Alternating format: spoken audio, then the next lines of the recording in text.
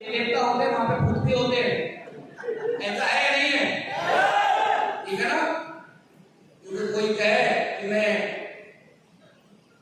हसीन जी को जानता हूँ, वो मेरे कमरे में एक साथी उठते थे, तो समझ लेना भूत है वो। कोई कह रहे अरे मैं जानता हूँ, उसमें नोनी आती है, प्रोटेली आती है, उससे होता कुछ नहीं है, समझ लो भूत है। और जब भी भूत का जब जिक्र होता है तो हम क्या करते हैं? उसके पास जाते हैं, भागते हैं, सीधे भाग जाओ, सफलता आपको निश्चित मिल जाएगी। तो मैं आपको बता दूं, मुरादाबाद के पास एक जगह है, मैं वहां पर प्रवेदा को लेके गया, तो बोले बैठा प्रवेदा तो बंद हो गई। तो मैंने कहा अच्छा भैया, तो मैंने कहा आप बहुत सौभाग्यशाली हो,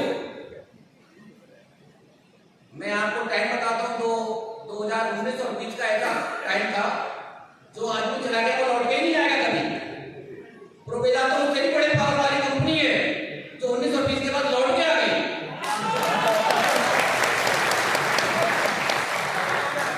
मैंने तो कोरोना में वो लोग चलेगा नहीं, लौट के कभी आने ही नहीं है। तो आप सोचो अब क्या होगा, इतनी बड़ी महामारी इस पृथ्वी पे हम लोगों ने पहली बार देखी होगी, और उसके बाद अगर प्रोवेदा खड़ी हो जाती तो आप समझ लो कि हमारी जनरेशन का भला होने वाला है।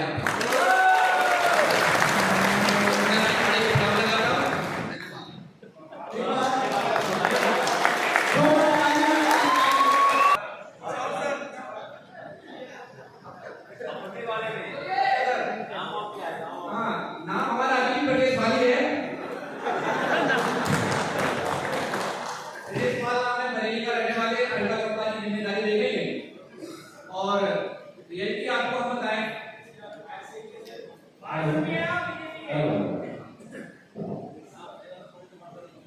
हेलो,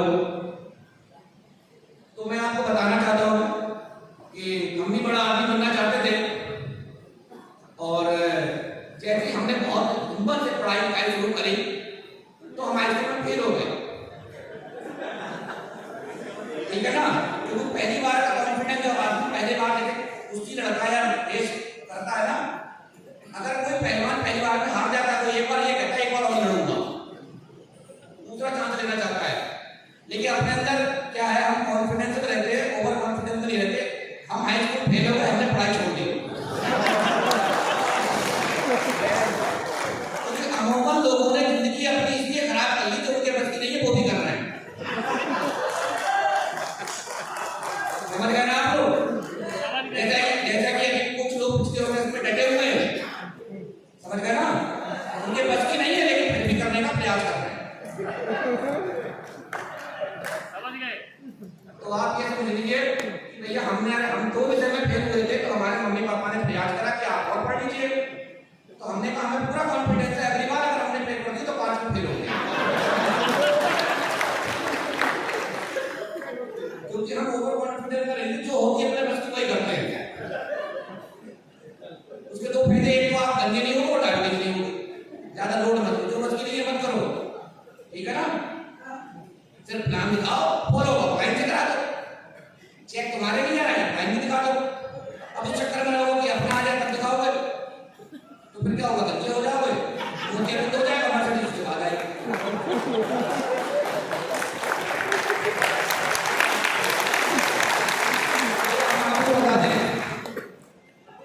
हम भी बड़ा आदमी बनना चाहते थे, तो हमने सबसे पहले जूते चप्पल की दुकान खोली, 2.5 लाख रुपए लगाए, 1.25 लाख की बेच के 2 साल बाद आता गया घर।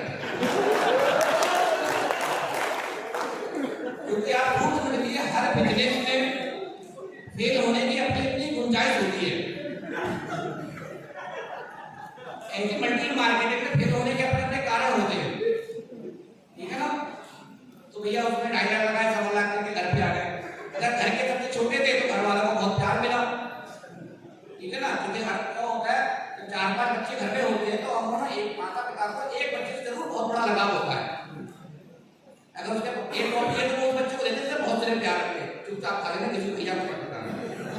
तो हम सौभाग्यशाली थे, वहां पे भी ऐसा प्यार मिल रहा और यहाँ पे दिवाकर रंजित भैया का भी हमें ऐसे प्यार मिल रहा।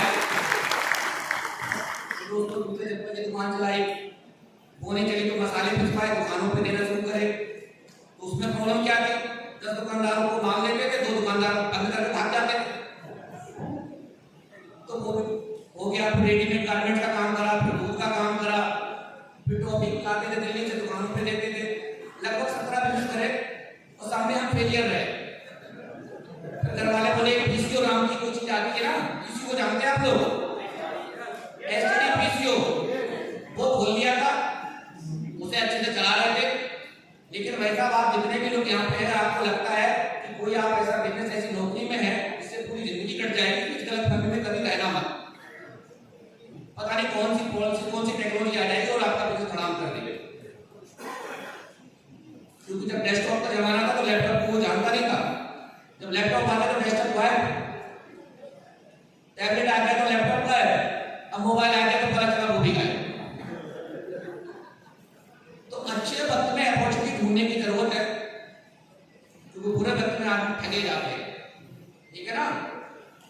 बुरे वक्त में कैसे लोग मिलते हैं बताऊं आपको? ना कंपनी का मालिक है, ना कंपनी हवा में है, तुम भी हवा में, हम भी हवा में, समझ गए ना? वो कहते हैं क्यों बेच दो, साइकिल बेच दो, अपने घर के जेवर बेच दो, फिर पता चला वो भी हवा में।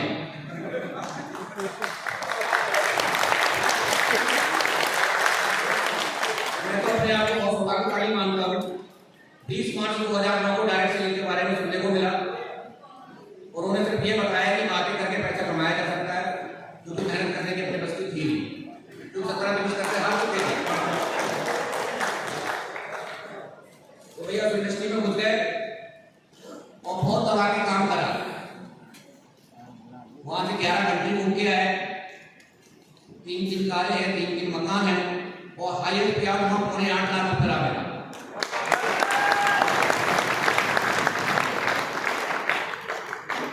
लेकिन वही है कि गाड़ी कितनी बेच ले लो, 50,000 टायर चलेंगे या उसके 1 लाख चलेंगे। तो स्थिति ऐसी हो चुकी थी, पहिए गिर गए थे।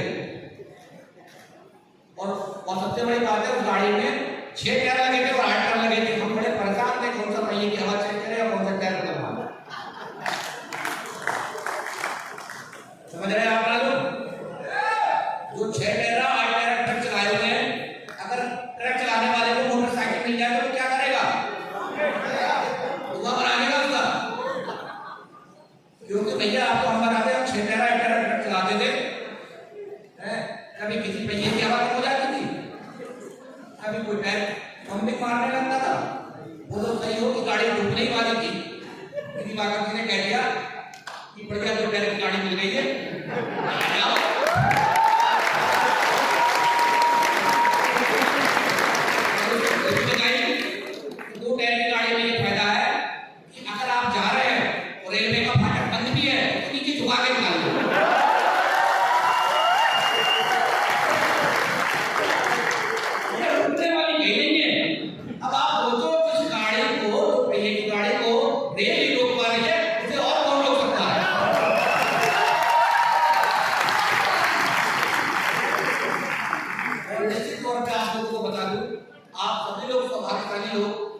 परिवार में, खानदान में भगवान एक आदमी को ऐसे जरूर चुनता है जो सबकी जिम्मेदारी को पूरा करता हो। हम वही लोग हैं जो लोग हमसे उम्मीद करते हैं, उसके लिए भगवान ने जो कड़ी मेहनत करने का जज्बा और शक्ति की ऊपर वाला किसी को देता है।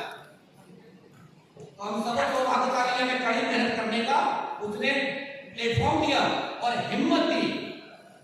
और निश्चित तौर पे आप 1 से 2 साल के बाद वो व्यक्ति बनोगे कि आपके खानदान में अगर किसी चीज की जरूरत होगी तो सबसे पहले आपका चेहरा उसको नजर आएगा।